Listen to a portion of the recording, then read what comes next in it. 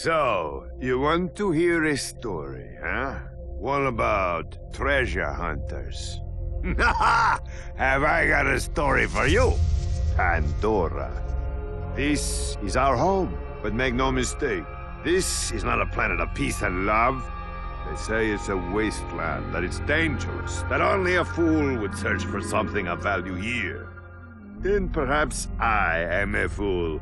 But do not be fooled by what Pandora appears to be. There was a legend. Many people tell it. The legend of the Vault. In the past, I associated loot-focused games with titles like Diablo and Titan Quest, games that are often considered dungeon crawlers, games that give you an overhead view of the action. But things would change in 2009 with the release of Borderlands, a loot-focused first-person shooter. It was a mix of elements from two genres I enjoyed, and I had never played anything quite like it before.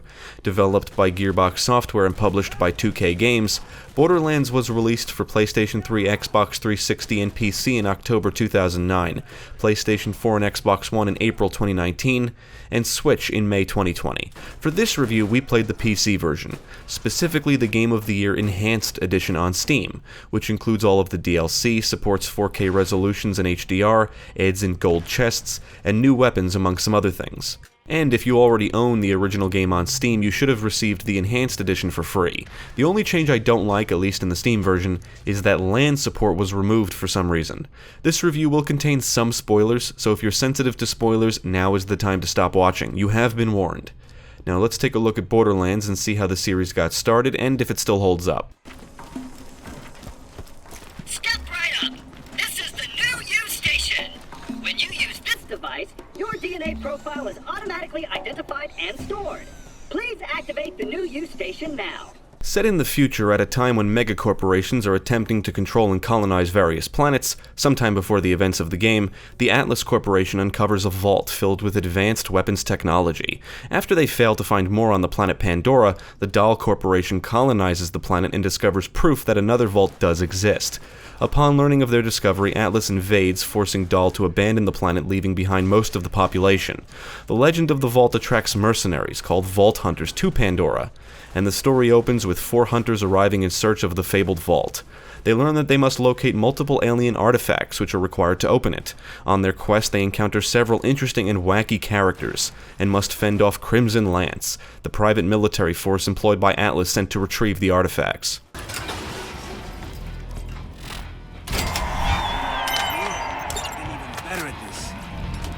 Hi, thanks for keeping that dickbag alive long enough for me to pound on later. Borderlands does not overload you with cutscenes. A lot of information and lore is conveyed through text and transmissions. And because it's always clear where you need to go and what you need to do, the story never really feels shoved in your face. To put it simply, your objective is to find treasure on an alien planet. Borderlands does have a unique tone and style. I like that the game doesn't take itself too seriously, and there's a lot of attempts at humor.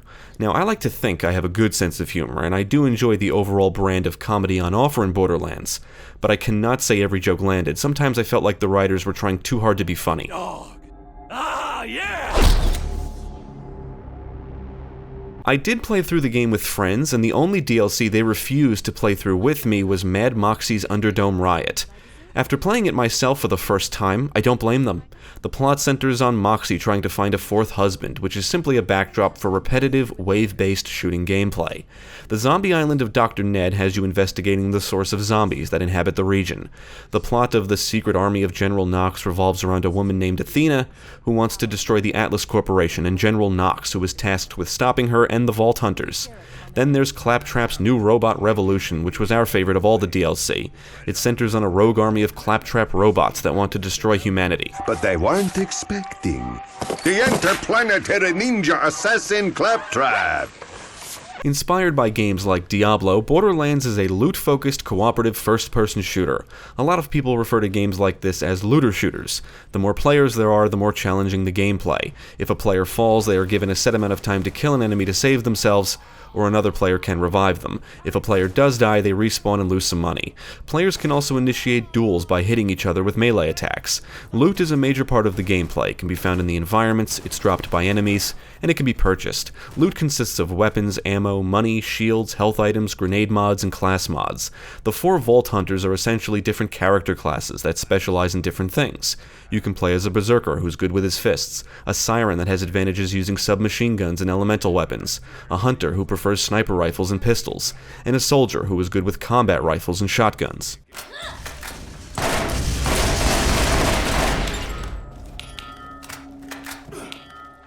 You earn experience for completing objectives, challenges, and killing enemies. Earn enough and you level up, and starting at level 5 you are rewarded with a point that could be spent on skills to improve your character.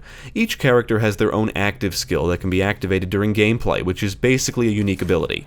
You can equip up to 4 weapons along with grenades, a shield, and a class mod, and store any others you find in your inventory along with health items. Class mods provide special bonuses, and characters can only equip mods that are unique to their class. Furthermore, you can increase your proficiency for different weapon types by simply using weapons. When the proficiency levels up, your attributes with that weapon type improve.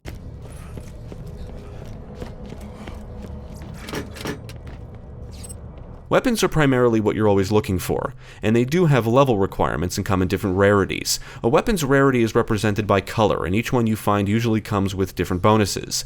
In our experience, the loot drops sucked for most of our playthrough of the main campaign, and this applies to most loot found in the world and dropped by enemies. The best loot often comes from bosses, but you can get some good stuff from vending machines, and if you're patient enough, there are areas you can farm for good loot.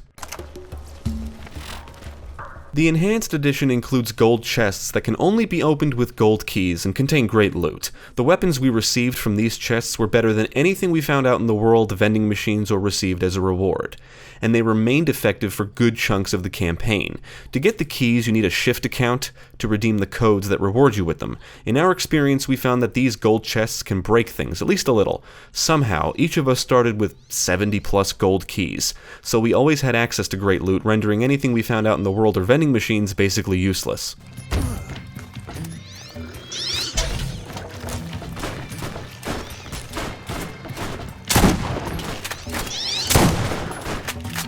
Now, you can easily not open the gold chests and play through the game using the equipment you acquire by other means. After a while, I was able to swap out weapons I received from gold chests for something I found elsewhere, but the quality of the drops seemed to get worse as we progressed. The beginning of the game starts out great because much of the loot we found was pretty good, but around the halfway point we noticed that almost everything we were finding sucked, and swapping out equipment was a rare occurrence. And this carries over into the DLC, which we played through after completing the main campaign.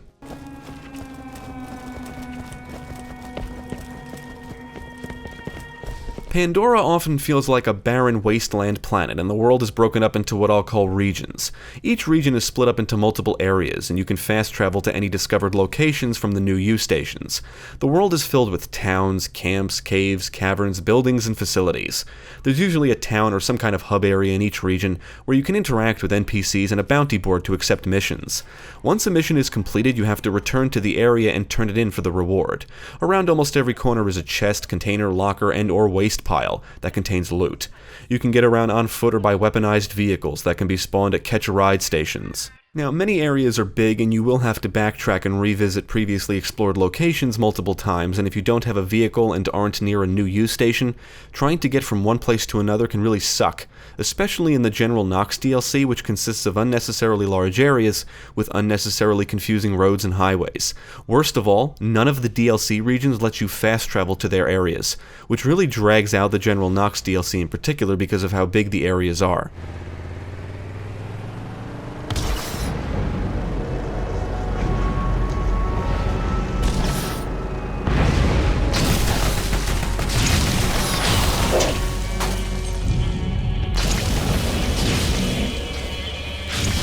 Borderlands supports up to 4 players, and you can play through it solo. The difficulty will depend on how many players there are, and each mission you accept does come with a recommended level. After completing the story, you can start another playthrough and carry over all your equipment and stats, and the enemies are scaled up. Many of the foes you encounter, especially early in the game, are various alien creatures that inhabit the planet. You'll eventually encounter more dangerous foes, like Crimson Lance soldiers, bandits, and psychos, and the Zombie Island DLC features undead enemies. Some enemies are tougher than others, some have weak points, and you can land critical hits by shooting the right spots. Because of how the game is designed, if you're under-leveled for the enemies you're up against, most foes will feel like bullet sponges.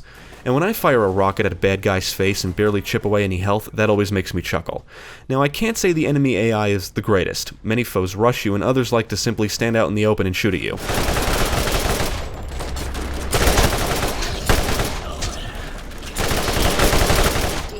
Nailed it. Borderlands is a game I have never beaten solo. I've only beaten it with friends, once years ago and again for this review, and this is the first time I played through the DLC. Whenever I tried to play it solo, I would eventually get bored and move on to something else, so in my opinion, this is definitely a game that is best enjoyed with multiple players. For one thing, I'm just going to say it, the missions suck. The game is full of fetch quests, and if you're not retrieving something, you're on a quest to kill someone, or multiple enemies, or destroy something. And it all kind of feels the same. You'll be doing a lot of running and driving between areas. And if you're over-leveled for an area, you won't earn as much experience for kills and things can get boring.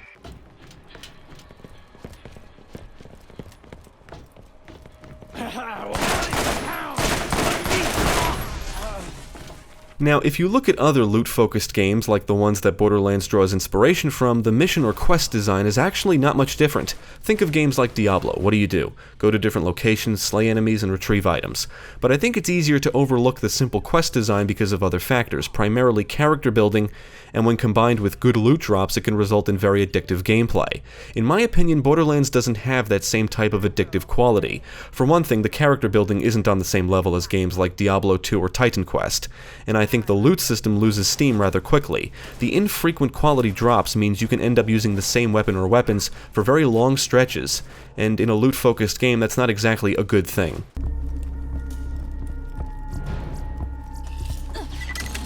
Armaments here. You found another piece of the key without my help. Or did you?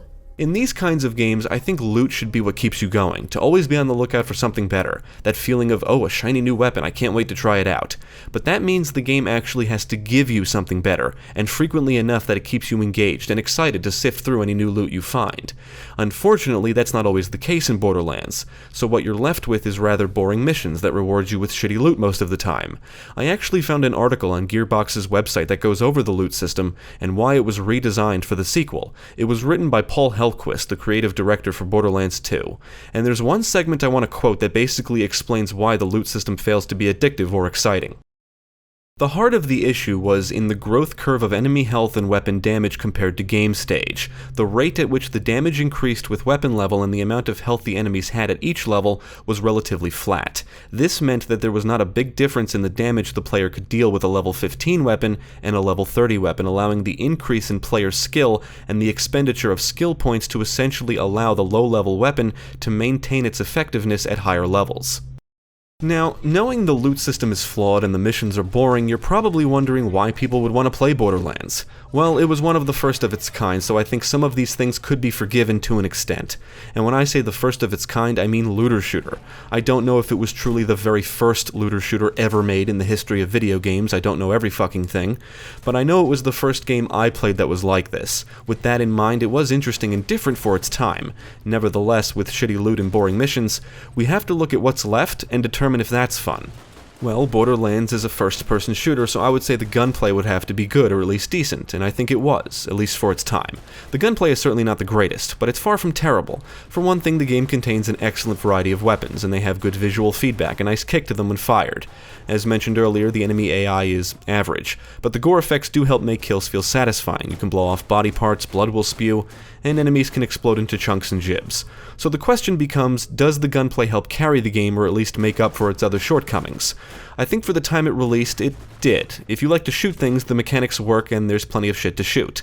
But as of this review, keeping in mind the sequels, other looter shooters that have released since, and other similar games, no, I don't think it does anymore. There's nothing really exceptional about it, it's your standard gunplay.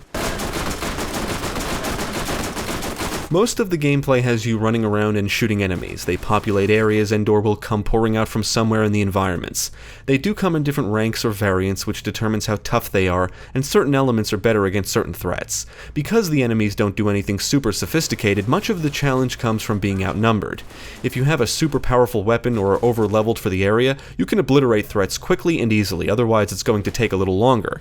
You'll want to find things to use as cover, because many encounters will have you being attacked from multiple directions. Pick off a few guys, hide behind cover until your shield recharges, rinse and repeat. The enemies aren't as tough when you're playing solo, but you can still die easily if you don't approach certain encounters with caution.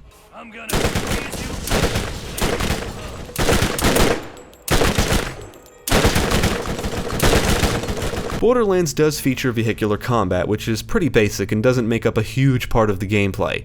Minus specific objectives, it's more or less something that just happens. There are multiple vehicles you can spawn and they come with different weapons, and some areas have enemies driving around that will attack you on sight.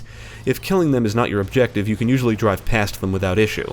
I can't say I'm a huge fan of the driving in general. It's not terrible, but it is easy to get stuck on things in the environments, which can be annoying, and you turn by manipulating the camera, which I don't really care for.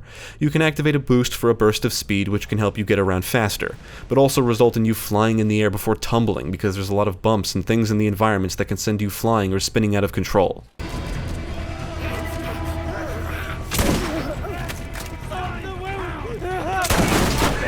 Now let's talk about the DLC and why we're not huge fans of most of it.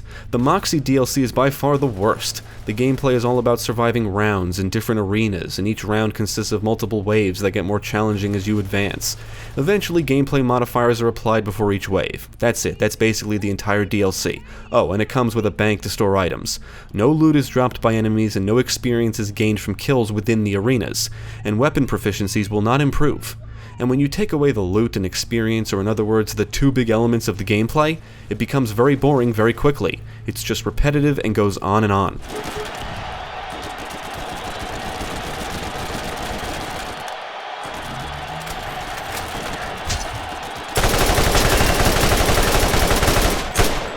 Now, the second worst DLC is easily General Knox. Every area is large, and because you cannot fast travel, you spend a good chunk of time just driving from one location to another. Several areas are connected by long stretches of highways, and many of the areas are filled with more roads and ramps that lead to other locations, usually where you need to go. But there's no obvious way to get there like almost every other location in the rest of the game. Despite these issues, this DLC did add some cool things, like new weapons, shields, grenade and class mods, vehicles, and enemies. Plus, it increased the level cap.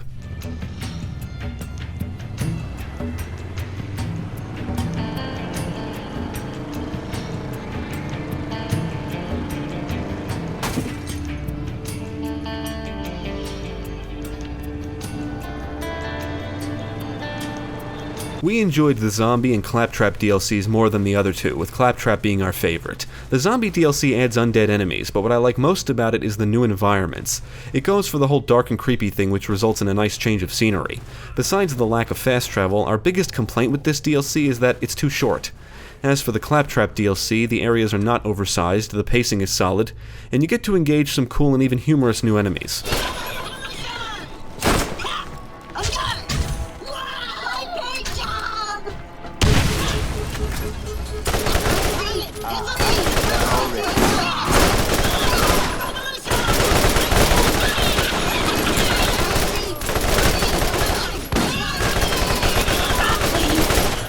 Visually, Borderlands features a cartoon-style presentation which I think made it look unique for its time. The environments, character models, and weapons do showcase some neat details.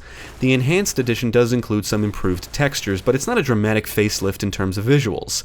Despite the interesting visual presentation, the game does lack visual diversity in terms of environments. A lot of areas look very similar and are filled with garbage, debris, and ramshackle buildings. It's always refreshing when you enter a facility or stronghold or cavern because it gets you away from the many barren lands you have to traverse. The many similar looking areas are also why the dark and creepier areas in the Zombie DLC stand out. Now, the soundtrack was composed by numerous artists, including Jesper Kyd, and the tunes fit the alien-like atmosphere of the world. There's a lot of ambient songs, and the more dramatic and intense stuff kicks in at certain points. On the technical side, the frame rate was mostly smooth throughout our entire playthrough. The only annoying bug we encountered was an objective not triggering, which we resolved by exiting and relaunching the game.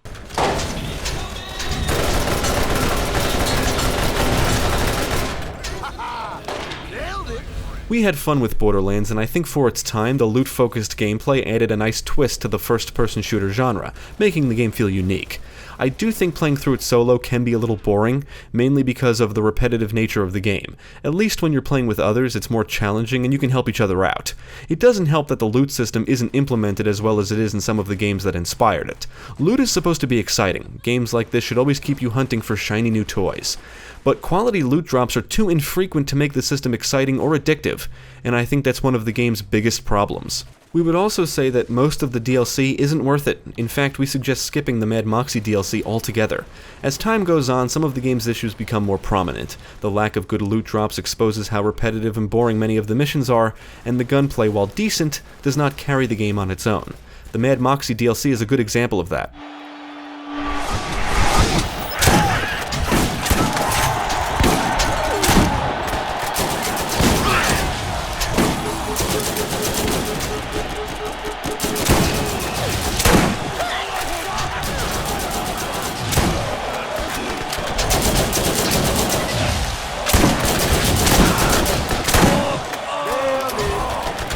Ultimately, we would recommend Borderlands if you can find a cheap copy. It's not a bad game, but as of this review, considering all the looter shooters that have released since and the sequels, it's simply been outdone, and it doesn't take too long to notice.